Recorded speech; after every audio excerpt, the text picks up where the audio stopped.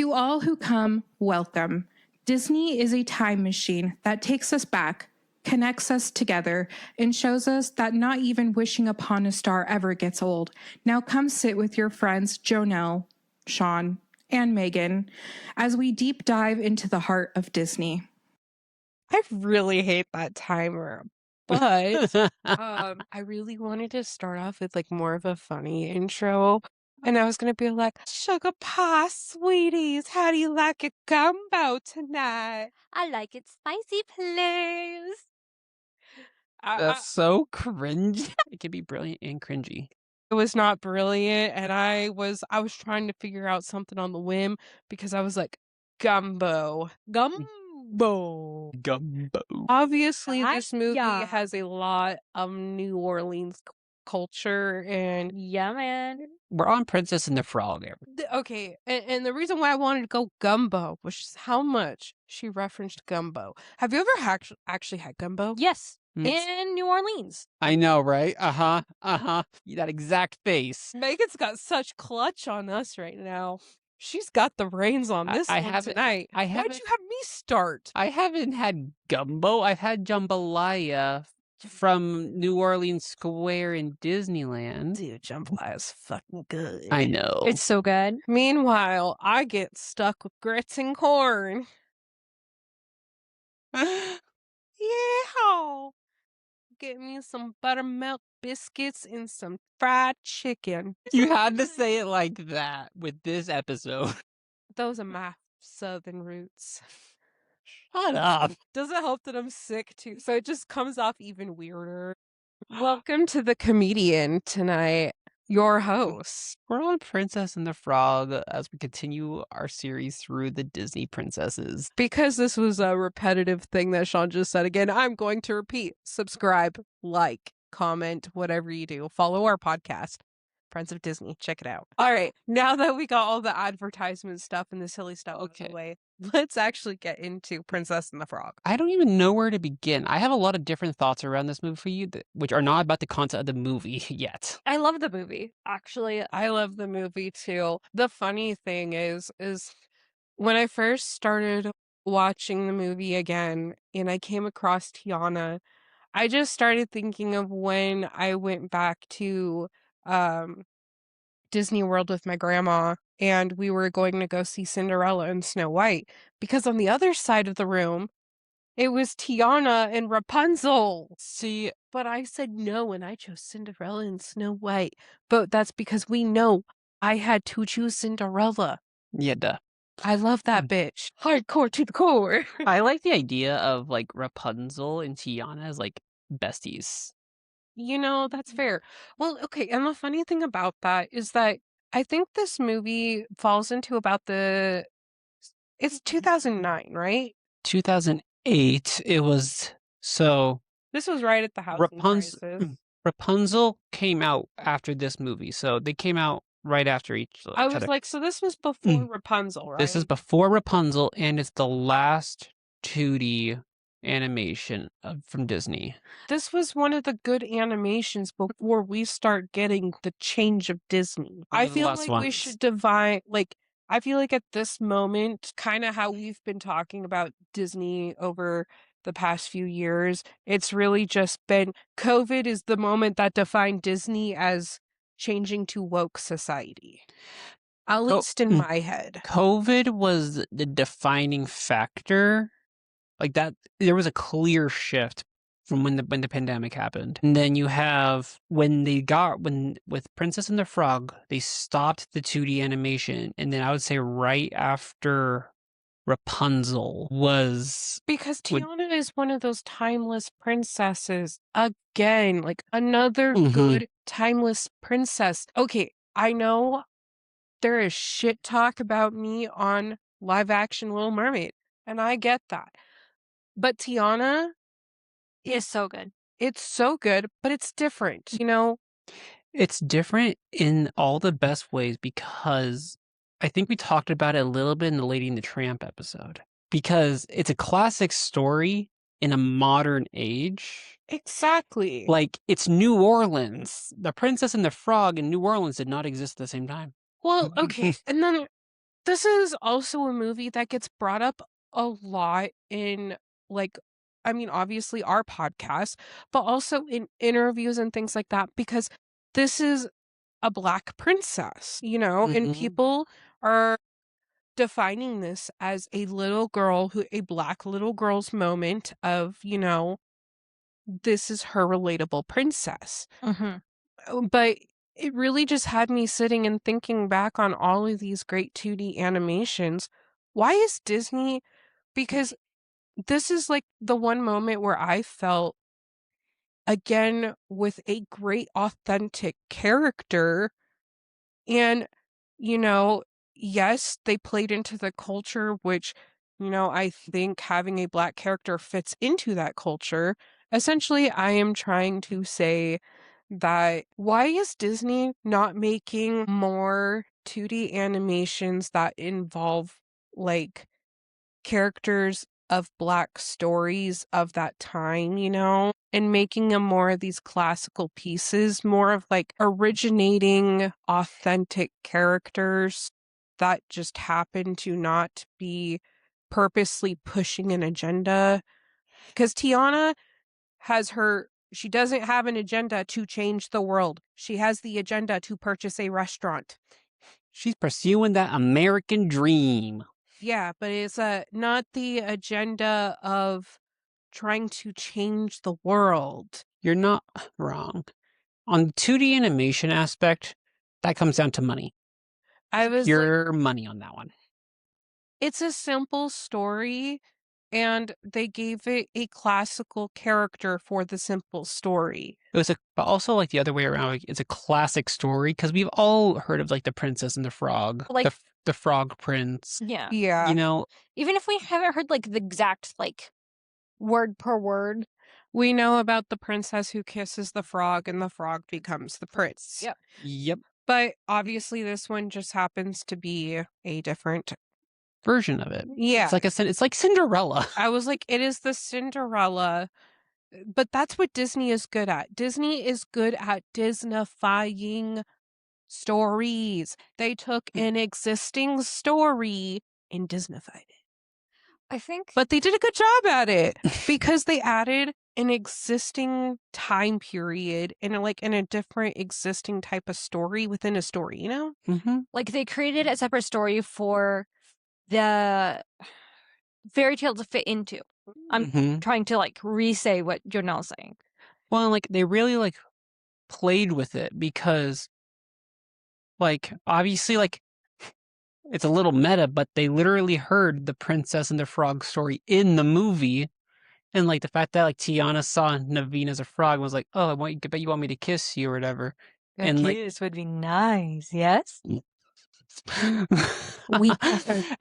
like she eventually does kiss him, and what happens? She turns into a frog. No, he did not turn into a prince. That book lied to me. This is why you don't trust books. No.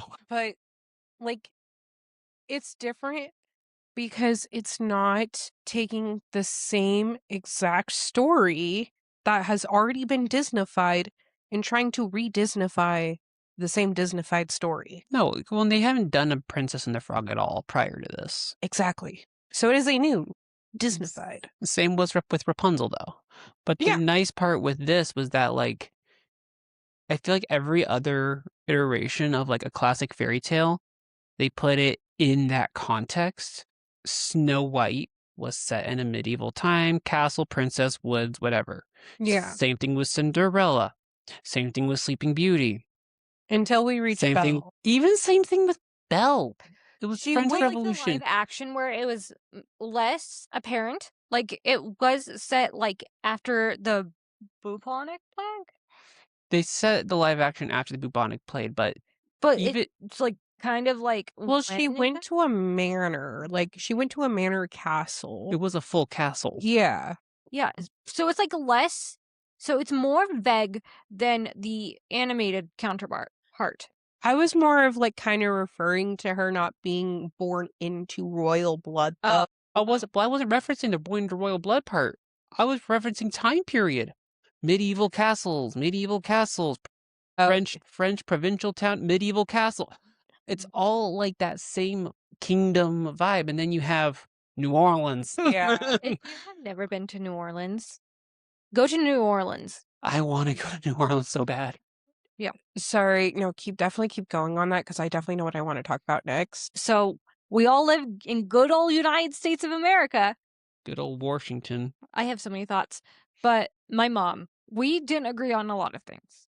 But she really wanted to imbue like the travel bug in us. And before we went out of the country, besides Canada and Mexico, she took us to New Orleans because it is one of the most different places you've ever been. And it's beautiful and wonderful and fascinating and it can be somewhat terrifying, but it's great. And if you want to travel to a place unlike any other, go to New Orleans. Or continue. I just wanted to hop back into what you were talking about for a second of just kind of these castles and things when you think about that.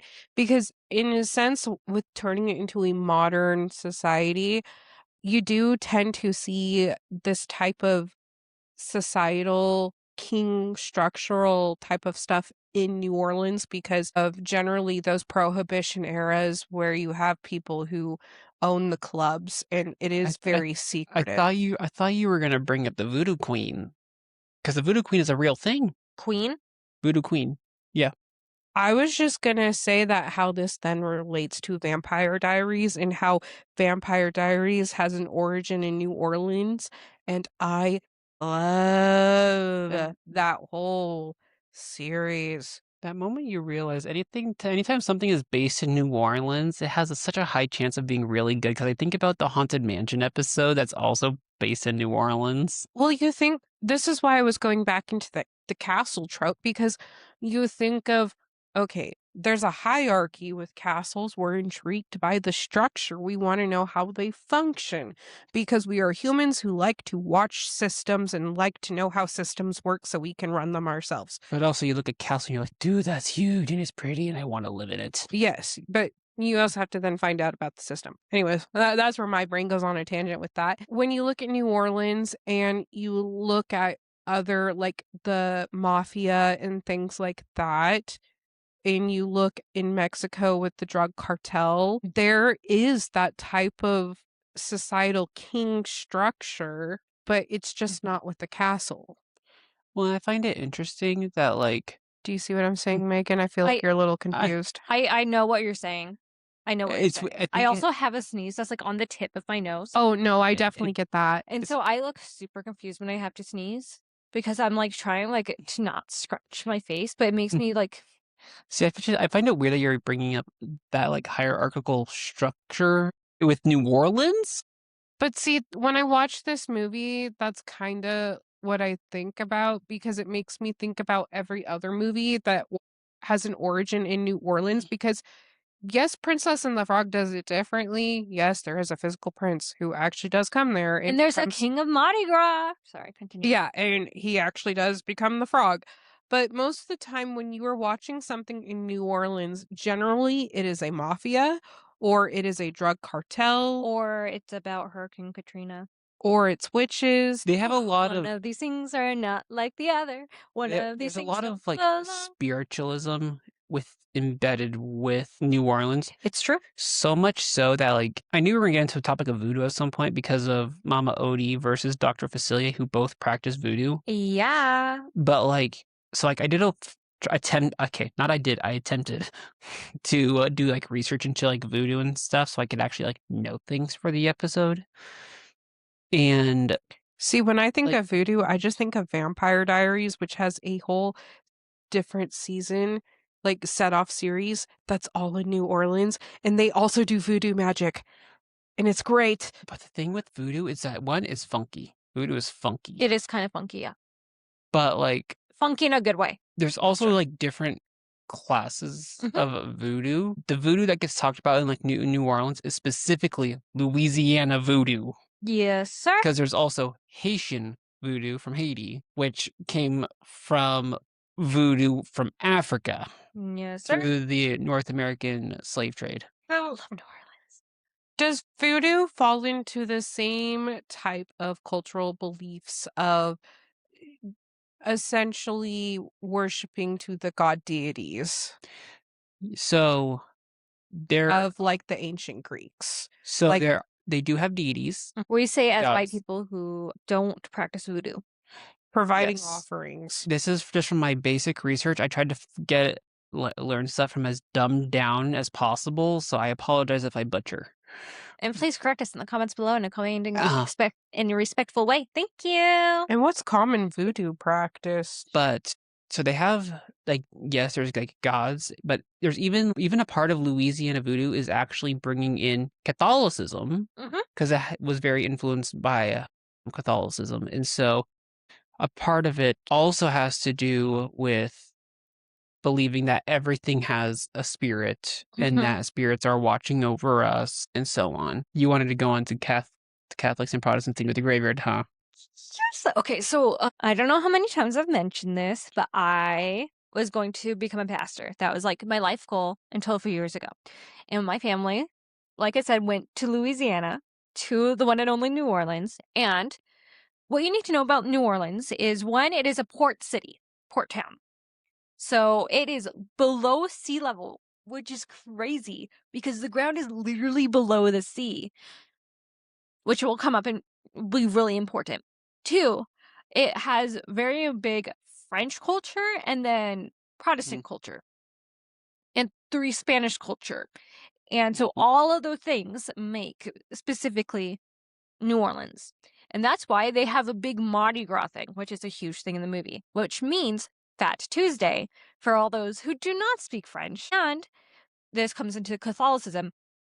This is the day before Lent, when it's like a belief that like on Ash Wednesday, like you start, hold on, processing, here we go. So Lent is a time between Ash Wednesday and Easter where people give up something. So someone at work I know is giving up like sugar for Lent. It's like time It's for 40 days. It's for 40 days. And how it's been described to me, I have never participated, is that you're supposed to give up something that means a lot to you that you can still live without. Like 1 year, my mom gave up caffeine. Was it hard? Yes. But did she learn a lot? Yes. I need to do this. Ash Wednesday already happened. It happened like actually a couple weeks ago. Yes. But like We got next year. The whole idea is like you're supposed to live without something that you love so you can basically learn how to appreciate it, is what my understanding is. I love that. I need that. Well, and it's also like rooted in how it's practiced with like Christianity is like Jesus was like in the wilderness for like 40 days and such. It's all supposed to like kick off the Easter season, which will like lead to Holy Week. Yeah. You also have like Ash Wednesday itself, which is like the ash cross on the forehead to like mourn sin, repent sin, and also acknowledge like everyone returns to dust from what once we were once created from. Like it's a whole thing. This doesn't involve New Orleans, I swear. But we need to set this up because there was in New Orleans, there was not a war, but a very big disagreement between Protestants and Catholics. There always is. Always is, always will be. Welcome to life. Anyway, this was brought to everything. Like there was the French quarter and then the Protestant corner. They were like on two separate sides of the city. And I bring you this information because in the cemetery, you can tell the difference of who was Protestant and who wasn't. You see, New Orleans is really weird. Remember how I mentioned that it was below sea level? Well, it floods a lot in New Orleans, and the city is made for that. Well, the Protestants didn't really know this, and they have a really traditional thing that most people do everywhere else, is where they bury the people below ground. Well, when New Orleans floods, they could hear the Protestant bodies banging on the casket lids. And so, this was told to me many, many, many years ago, but they made this joke about like how the Protestants would come back and like attack the Catholics. Meanwhile, if you're like, well, what happened to the caskets? There's these things called like mausoleums, which I did a little research before. Basically, like they're tombs above ground, where basically what happens is you put a body inside and it's supposed to like decompose for a year. And there's like some that are like family tombs, some that were like community tombs, and so on and so forth. The body decomposes and then you put it with like think of like a giant ashtray full of like all who've like died before, and they like put the rest of those ashes in there so the next body can be put in. And that's what happened to the Catholics. So they didn't really go against the grave, if you know, yeah. So they weren't like the Protestants. And so there is like, I'm going to tell this quick story of like 3 sentences, I swear, where my family and I went to visit one of like the most famous cemeteries. In fact, the one you see in the movie. And there is a mausoleum to Nicolas Cage, who is very much alive, by the way. He has a mausoleum. And you're like, oh, cool, great. But it's really weird to have a grave when you're alive, especially since people give offerings to this mausoleum to Nicolas Cage, who is still alive. And they like kiss the grave to this man who is still alive and are like, I want to be a good actor. Please help me. And I just remember.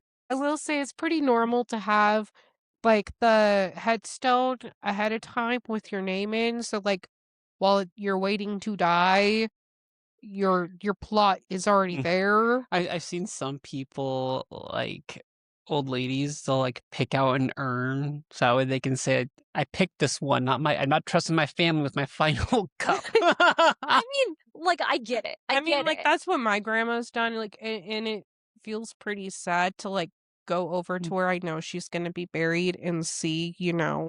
I get it, but Nicolas Cage was young at the time. Like, he was in near-death's door, man. He's not now. He's not now. He was like young and thriving, and our tour guide was like, I've never seen someone. I do think it's weird that they were like kissing his tombstone and giving him gifts. I saw this woman literally weeping, like at the foot of this, and it looked like a pyramid from Egypt. It was very funky, but yeah. Can I continue to go into? I mean, I'd like to continue with the movie. Yes, I swear. This is more trivia. This is more trivia. That's really important. So there's. I mean, I'm having a great time in this. So okay, this is the last like information I will say about details about this. Like, I'm talking to my friends. Movie facts. Okay, so the name of the movie, give me a second. They probably have a lot of restrictions. They do. And it was because this movie called Easy Rider that was 1960s. It was like this like anti-society film that was about like drug use and personal freedom. And so before this, people were like, yeah, you can like go film in like the City of the Dead, which is what they called, like, because again, they're like above ground, they're like on the wall. Like when you go into the cemetery, you're like in a cemetery. Cemeteries here in Washington, they're like kind of like a meadow. Like you see like little headstones, maybe a stone on the ground, but like you can like see everywhere else. No, like it's like literal cities of just graves. But before then, you could like go in and film. But Easy Rider had this really trippy acid scene. And one of the actors, so like one of the parts is like there's these beautiful statues that were built for like the rich of the rich of the rich. You know, people like to build statues. And there was this one of this lady. And so one of the actors like sits on her lap. Well, while they were recording the scene where they were high on acid, he starts like molesting and doing inappropriate things to like this grave. And this movie came out and people saw like these actors like having sex in like this like really important, very sacred place in New Orleans. And no one has been allowed to film in there again. But Disney asked them like, hey, we're not going to actually film inside the cemetery. What we basically want to do is like we want to make like a big diagram of like what it looks like, so that way we can like, reference it. And so they were allowed to basically make like a diagram of it and like get like reference photos, but they weren't allowed to actually like film inside. That's like one of my favorite things about Disney is their research. Sorry. One last little tidbit. You're like, okay, but like there's a scene in the new Haunted Mansion movie where like they go to a cemetery in Louisiana. That was actually all done in California. They remade it in a back lot. This now makes me wonder about the Vampire Diaries because they did a few voodoo scenes that were in New Orleans cemeteries. But like Okay. This is what I like about Disney. When it comes to like their research and prep for a movie, because it's not just researching online. Like I've noticed it with this level of research, it always leads to their best movies, because them going to New Orleans to learn about the culture, learn about voodoo, the cemetery, the music, obviously it paid off, like to go to that level. They also did that with Encanto. They went to Colombia and actually took reference to it and experienced them, like the architecture, with the colors, the sights, sounds, everything with Encanto. And I feel like every time they do that level of research, it always leads to their best movies. Yes. I also feel like it leads to some of the best work, because Joe Rohde, who is an Imagineer, worked on this little thing called Animal Kingdom. And they went to a lot of places in Africa, a lot of like wildlife preserves, so that way they could like recreate and make like these amazing habitats for Magic Kingdom. It is regarded very, very highly by like animal preservationists in like places all around. Animal Kingdom was so controversial. I loved going into Animal Kingdom, because I have been in it. But like it was so controversial being made, though, because of the humanistic and animalistic issues. Going into the zoo, though, was one of my favorite things. Like, I will say, I think Animal Kingdom was by far one of my most favorite parks, because one, Pandora, that shit's fucking cool. I will go in there any day. I love that movie so much. I will nerd out on everything in there. But besides that, there's a zoo! You get to hang out with the animals. And they had a little area where you just hang out with bats, and those bats were friendly. But like, it's like, I don't know, just that level of care and consideration, I don't think ever exists in another company in the way that Disney does, because it's not just about their movies. They'll take that research into their parks, like we just said with Animal Kingdom. They'll go like, oh yeah, we're going to go over there. We're going to take pictures so we can do our stuff accurately. I think maybe Pokemon does that when they're making a new region. Pokemon, I can see, yes. I think maybe DreamWorks did it when they did Kung Fu Panda. I cannot say for sure, because when it's a one-off, you can't say it's your practice. Yeah, but like, I agree with what you're saying, is like not a lot of other companies like are like, okay, we're going to send our creative team to this place to do as much research as humanly possible so we can make this thing even better. We have to at least, again, like, acknowledge they care a ton when they go down that level. But we also have to look at the timing of this too, because this is pre-COVID Disney. You're not wrong. This is pre-COVID Disney.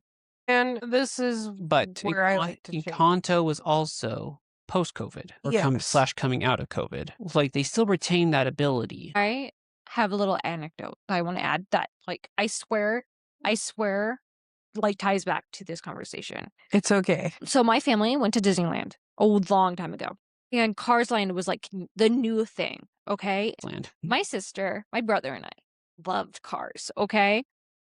And so we were walking around seeing, and my mom was like, well, yeah, you spend too much money to come. They didn't. They don't have to do Hidden Mickeys. They don't have to, but they do it just to be delightful. They don't have to make themed restaurants. They could just be like restaurant. Here, there's a McDonald's. Right? Yeah. Instead, they did it. And I was like, well, Mom, do you notice that like the rocks are all different? Someone built them and had to paint them, and like they like all look different and they all look good, even though those aren't real rocks. Those are basically statues. And my mom was like, well, it's just like how, like, again, like in terms of like weird amounts of detail, and I know we're supposed to be talking about Princess and the Frog, but there's a thing with the parks in Tiana I want to talk about in a minute, but their level of detail even goes down to their trash cans, because their trash cans are the same feet apart. Yeah. Everywhere. Because that's how long it took Walt Disney to eat a corn dog. Right? It's supposed to like be like every 30 steps, because he was like, I don't want this place to be dirty. So he always, like, in time it took him to eat a corn dog, there would always be a trash can so he could throw something away. I imagine Walt just eating a bunch of corn dogs and just Imagineers like walking and like putting like a flag down and then while downing another corn dog, and they're like following him and putting down another flag, and they're like, okay, so a trash can needs to be here and here and here, and he just did that. They're at the park, and then when Walt Disney died, they're like, okay, hey, Bob Iger, and then Bob Iger would eat a corn dog and walk, and then they just You're the CEO of Disney. and they're just like, okay, start eating corn dogs. so imagine you just walk around like little flags. Like, we need one here. I think that would be so funny as the CEO of Disney's day-to-day job. You go into the park for the first hour. Eating Corn dogs. At a new land, they're like, their job is to walk around eating corn dogs and Imagineers to follow around with trash cans. That'd be so funny. That's my inside canon. And you can't prove me otherwise until one of the CEOs goes, Megan, I am so sorry, that is not my job, and then I'll cry. I would love a job to be so The fat. corn dog eater. I love dogs, man. I love the corn dogs. I'm imagining Miss Disney. It's just his Walt's wife being like, can it be something other than corn dogs? He's getting a little chunky. And then being like, no, has to be a corn dog. Oh, poor Lillian. Poor Lillian. Well, so in regards to Tiana, in talking pre-COVID Disney, post-COVID Disney, Tiana got stuck in the middle of that shift in the parks because of the close down of Splash Mountain Oh, yes. and shifting it over to Tiana's Bayou Adventure. I feel like we need to give Splash Mountain like 30 seconds of silence. That's too much dead silence. Sorry. I was willing to commit to it. Commit to bed. Sorry. My editing brain is like, yeah, no. I was still laughing in my head about just The corn dogs? yeah. That has to be one of our short clips. It will be. It's the new goddess of shrooms. No, it's never gonna get rid of Goddess of Shrooms. It's the next Goddess of Shrooms. Oh my gosh. But No, instead of the corn meme, it's corn. It has lots of knobs. It has the juice. It has the juice. It's But the no. most beautiful thing. What are your guys' thoughts on the shift with Splash Mountain? Because I think when they shifted Splash Mountain, that is honestly the key decision that shifted Disney. Okay. Hold on. Let's give a brief history lesson about what the actual hickety-hick is Splash Mountain. Splash Mountain was created because Bear Country was failing. Bear Country was like... Bear Country is in a section of Disneyland. And eventually Disney World. That like had Country Bears Jamboree. It was like off of Adventure / Frontierland. And there was like Winnie the Pooh in there too. Winnie the Pooh, yeah, had Winnie the Pooh, Country Bears Jamboree, and then Splash Mountain as a thrill ride. To like... Classic log flume, and it was themed after Song of the South, which is a Disney ride. It is a Disney movie, sorry, that is very controversial, and Disney said that will never be released because it has some very... The depictions are... very racist. Yeah. Very racist. And so it's been locked in the Disney vault and has never seen... the light of day. The light of day. A number of years. But you're like... decades. Okay, so... what is actually Splash Mountain? So the Song in the South is about like 2 different storylines. There's like the one with the actual humans, which I don't know much about, and then like the Brer characters. Brer is how they say brother. Like that's how, like the accent, how it came out.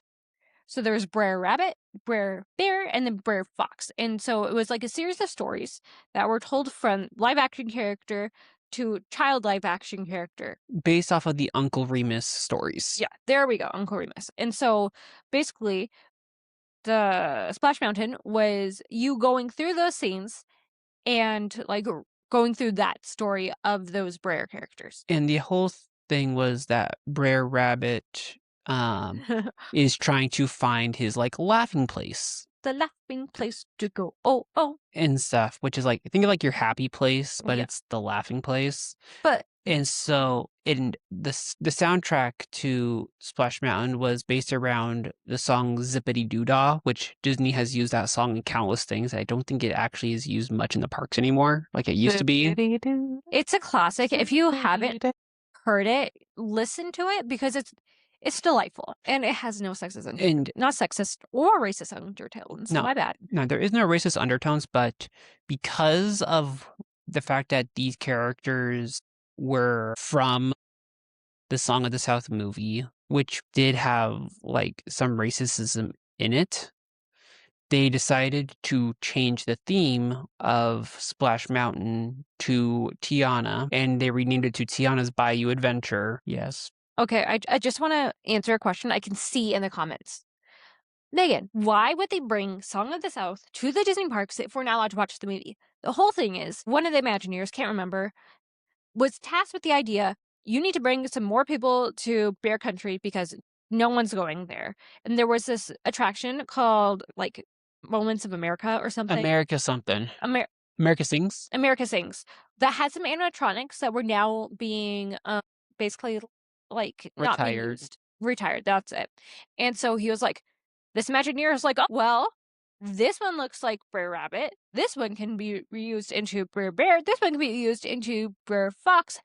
Perfect. We can use the characters from America Sings to make this ride, which would be cost effective and would bring stuff to this like area of the park. Disney has like strong history of like reusing audio animatronics in a lot of their films. Expensive. I was gonna say, one of our favorite YouTube channels of all time is called TPM Vids, and they show like animatronic breakdowns. And when like at the end of this ride, a lot of the animatronics were like really, really old and were like constantly breaking down. There was this one animatronic of Brer Rabbit that was supposed to be like hopping.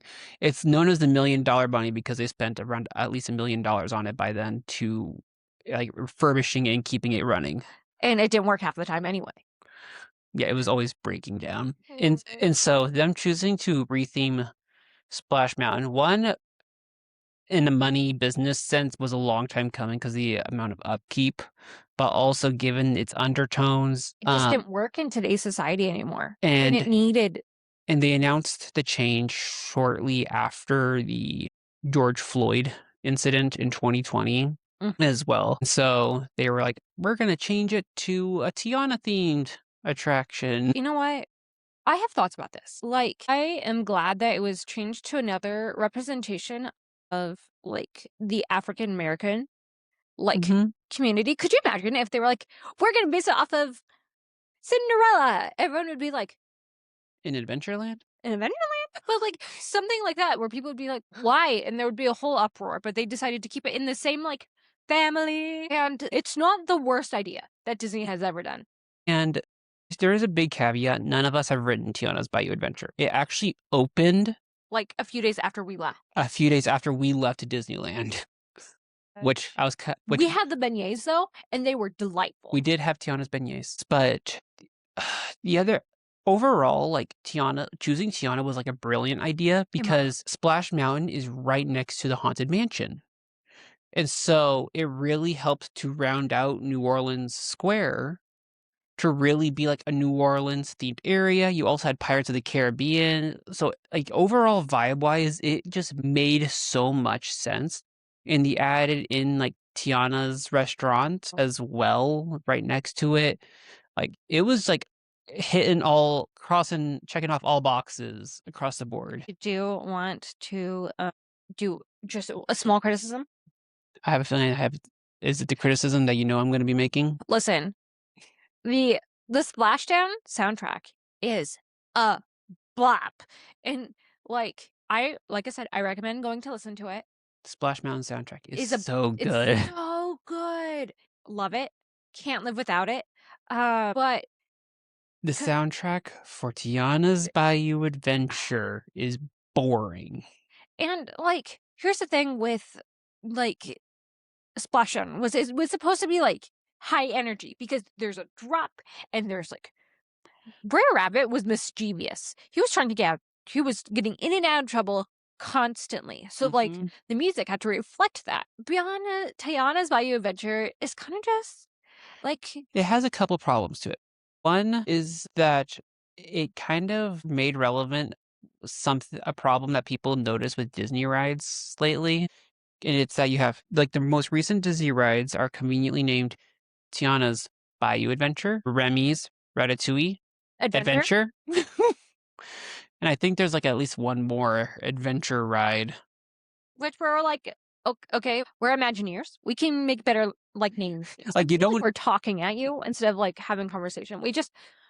We know a lot about the parks. And I only know of Disney World, and I'm like, I've been to Disney World with Grandma. Well, like we also know like a lot more about the history. I think you're enjoying this a little bit. The problem is that so in Splash Mountain, they have a bunch of little drops, and towards right before like the finale of the whole ride, they have a giant drop. Because the story that goes behind it is so Brer Rabbit's at it again. He tricked Brer Fox and Brer Bear.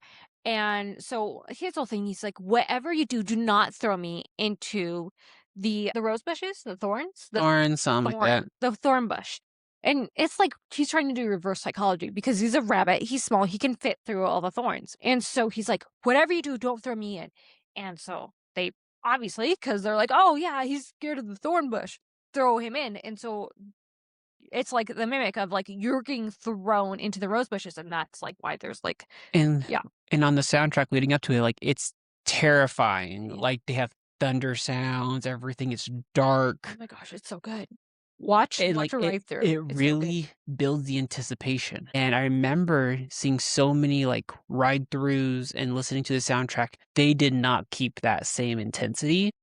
And they created a whole new song for the ride, which is fine and all, but it's like another spice like of life for some it's something with spices. Because like the whole idea is like, oh, you need to get things for like some food for Tiana, which is fine. I feel like it's fine, but if you were to listen to it, it's like background music.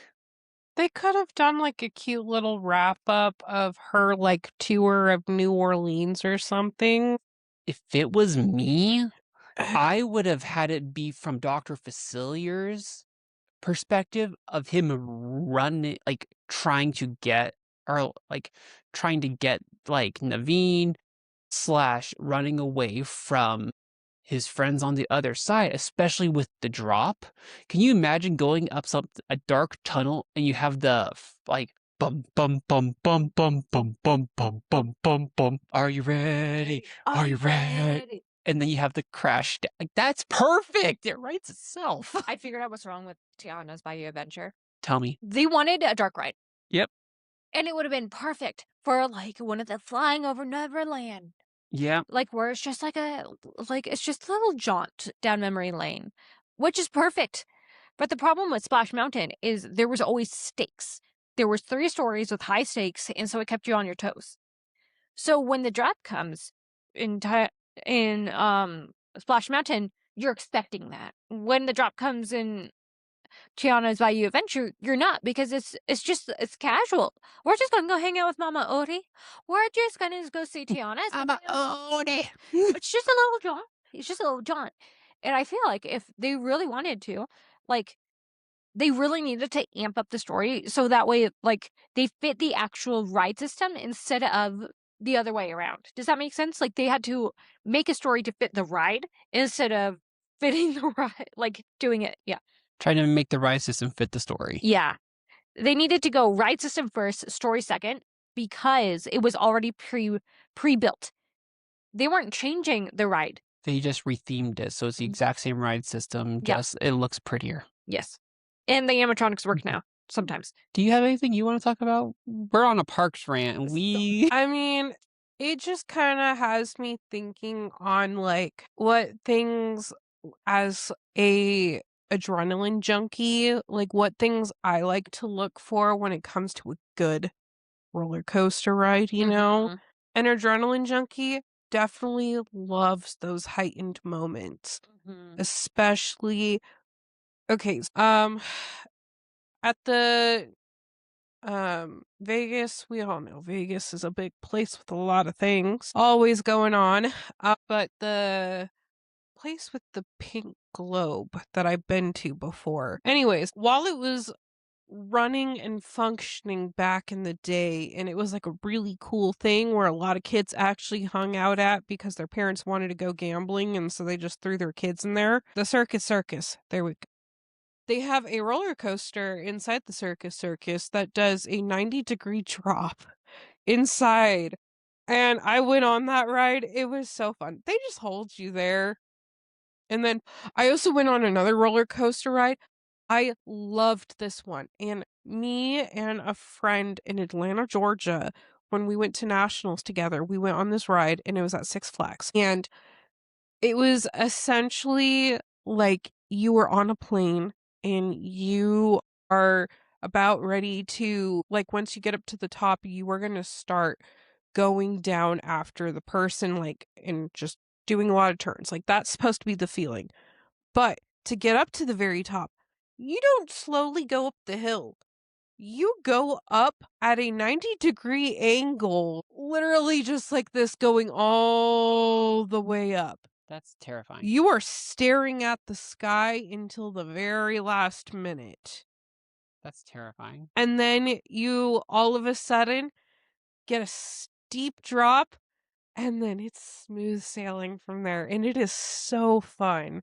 Incredicoaster ain't looking so bad now, huh? You guys are like, I hate this. And for me, I am like, I like adrenaline, don't get me wrong. 90 But degrees see- might be where I draw the line. and I'm also just thinking about like some of the other rides that I've been on when I was at Disney World, and I'm like, man, those were so cool too.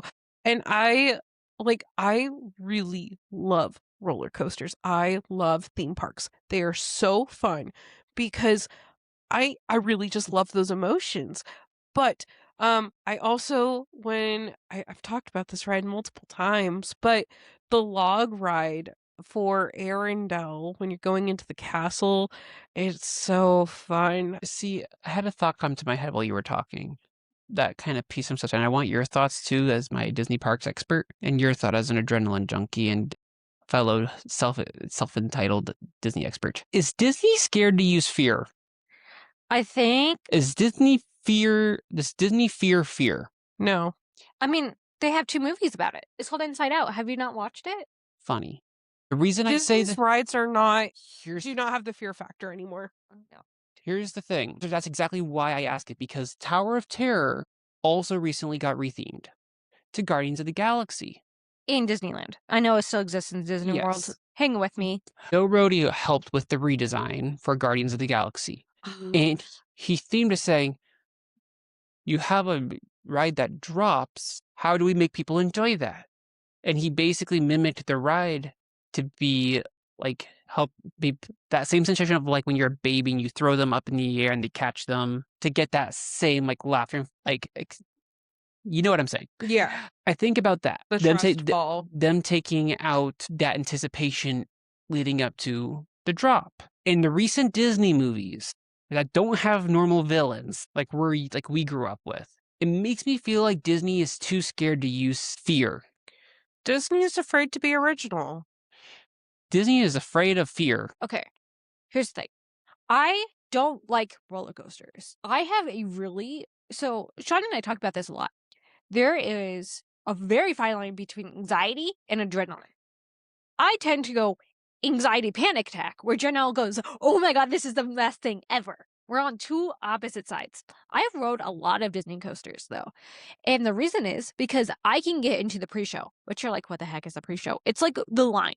And when you go to a normal theme park, you just wait there.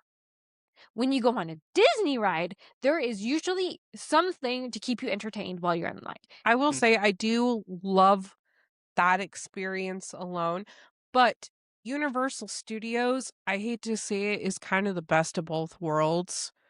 That's fair. That's fair. But like, the Incredicoaster is a really intense Disney ride for Megan. For Jonah, it's probably like the biggest walk in the park. But I got on it and I had a panic attack. But it's fine because you know who I saw? Jack eating a giant cookie at the end. I saw Edna and it was really fun. And will I go on again? Probably not in the next 3 years, but it was fun. But I do agree that there's like a line you have to play with fear. And it's very complicated because fear, one, is like for everyone. It's different. Sean is terrified of spiders. I'm the person in the house who kills the spiders, unless it's too high for me to reach. Everyone is afraid of something different. I can't stand taxidermy animals. Can't do it. I don't know why. I can't do it. I walked into a Cabela's once and had a panic attack because I saw a moose head when I was 5. And then we went to Yellowstone National Park. And you know what's there? Every single deer head in existence, I swear, is staring at you with his beady eyes. Does not faze any of my friends here. To find a universal fear is really difficult because some people just are not scared of but the thing is, what Disney has to think of instead of like general audience, what is general audience afraid of, is what is the main character afraid of. Dr. Facilier was terrified of what his friends on the other side could do. He knows they can do really strong magic, but like we see when he loses, like Naveen as a frog, he's like, oh my god, they're going to literally drag me down to who knows where. But you could see that fear in Facilier, so we were afraid. And I just feel like Disney doesn't want to ask those questions of like, what are we afraid of? Because right now, there's so much to be afraid of. Like, we just heard today about the president doing something bad. And I'm not going to get into much into it. Like, oh yeah, I didn't know about that until I got home, and then I was like, wait, we did what? So, like, I work at a childcare. The parents are like, this crazy thing keeps happening, like, in the world, and I'm afraid how to address it with my child because they're starting to figure out, like, their parents are scared of XYZ thing. And I'm like, fear is going to be everywhere. You just have to figure out how you're going to cope with it and teach them how to cope with it. Reminds me of like Lion King when like Simba and Mufasa are talking Under the stars. And Simba's like, I was just trying to be brave like you. You're scared of nothing. And he's like, yes, I was. And what the hell? I was terrified of losing you, dude. I feel like Disney right now is trying to give us cotton candy. Light, fluffy, airy, kind of melts in your mouth. You don't have to think, which is fine for like once in a blue moon release. But what people are craving these days is we want something real and authentic. And that's why Tiana is great, because we're like, especially now in this economy, to like do our dream job. My gosh, we have to work 3 jobs to get eggs. Disney is also publicly traded, though, and this is what I really hate about companies today, is companies today have a harder time speaking out for this reason because of fear. A lot of companies today are scared. There's a lot of people going chicken now because of the state of the world. And it's so annoying because everyone is playing chicken when really they just need to be confident in the things they are not chicken in. Yeah. I have thoughts on this. We all went to the same university, but what we haven't disclosed on this podcast before is I went to the Pride Club at this school. I was supporting some friends that are there. I was also in the closet at the time, but it was really interesting because we weren't really allowed to like do specific things like we were at other schools. Like Eastern has like this Pride, like a designated room for their Pride events. We just kind of were put anywhere, and it was because one of the people were like, well, yeah, the reason why we couldn't be as bold with this club is literally because the backers for the school, which are a lot of private people, don't agree with the politics of the Pride Club. Oh, yes, this is where I was going to go. Disney is a publicly owned company. Its shareholders are the ones who own Disney, realistically. So whoever owns majority shares of Disney is going to be the one that is going to be pleased by Disney. Yeah. Because they have the money. So what I'm hearing is we just need to start buying shares until we have 51%. That is essentially how things could work. Could you imagine? You want to have to I just like threw a giant headache into Jonah's head, I feel like. Yeah, you did. I was like, let's not go into it because that'd be a lot of money, and I really would not want to own Disney. I'm sorry. But anyways, this movie is so good. It's so I can't get over the music for this movie. And as someone who's been to New Orleans, Jazz is just good too. I feel like America is made on jazz. it's literally the place where jazz was performed was in America. Not only like it's like the jazz capital of America. It's like the best place for jazz, in my opinion. But also as a movie, it's nice because it doesn't fit what Disney's previous musicals have been.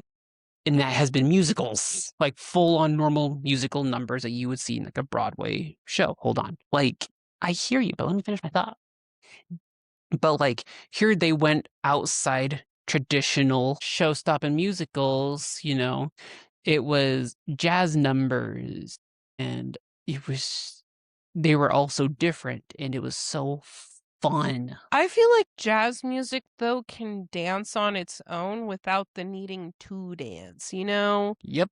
As someone who went to New Orleans, I'm going to bring this up a lot because this is how I relate to the movie. When I watch the movie, I just think of my time back in New Orleans. Music was everywhere. Unlike most places where, like, if someone starts singing, you look at them like they're going crazy.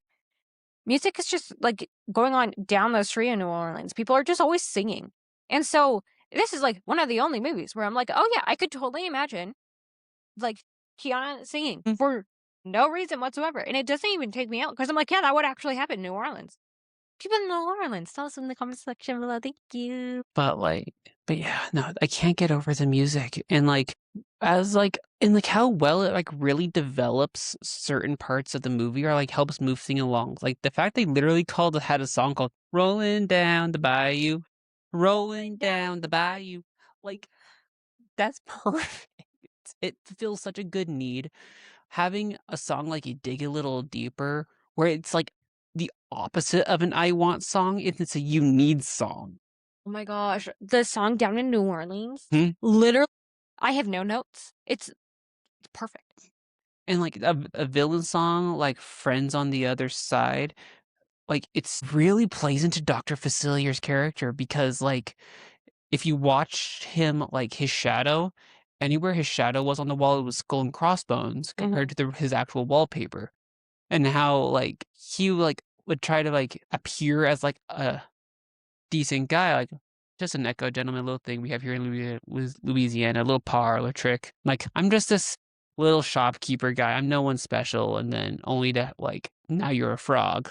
I also think it's really funny because all of us use tarot cards. And like I can personally tell you, as someone who uses tarot cards, nothing crazy happens with tarot cards. But the way he does it, I just laugh. I just laugh. Like, tarot cards don't do that, man. I know what you're doing. Also, I just want to say, I had a friend growing up, like my best friend growing up, loved this movie, and their mom refused to watch it with them because the scene where Ray gets crushed by Dr. Facilier made her ugly sob. That is gruesome for a movie. For a kid's movie? Again, it's one of those things that Disney just is too scared to do. Kill off their characters. Unless they're parents, then it's totally fine. But like, literally, there was no question. You could be a kid and you knew what happened. I didn't kill insects for like 3 years after that. I mean, I still don't kill insects normally, but like I would cry. And then like the whole thing with like him and his Evangeline, like, which I find is another funny callback to Lion King, by the way. When Simba, Pumbaa, and Timon are like laying on the grass, they're like, "Oh, what are those things up in the sky?" Giant balls of gas. Pumbaa's like, "Well, I think they're balls of gas or whatever." And Timon's like, "Pumbaa, with you, everything's gas." Simba has his whole thing about he was told like it's the great kings of the past. Timon says they're fireflies. Timon actually said that they're fireflies. Caught up in the big blue black thing up there. And I'm like, oh, Evangeline's the second star to the right. Evangeline's how you get to Neverland. Yeah, I can't do this. Is that your attempt at ending the episode? Could you imagine? Oh my god. But seriously, it's getting late. Yeah, you're not wrong. We're over an hour now again. I was like, your cat's starting to get a little pesky over there. No, he always does. Food. Well, anyways, bye, friends. Bye. I feel weird for abruptly ending again, though. Anyways, it's over an hour. You guys should go do something. Yeah,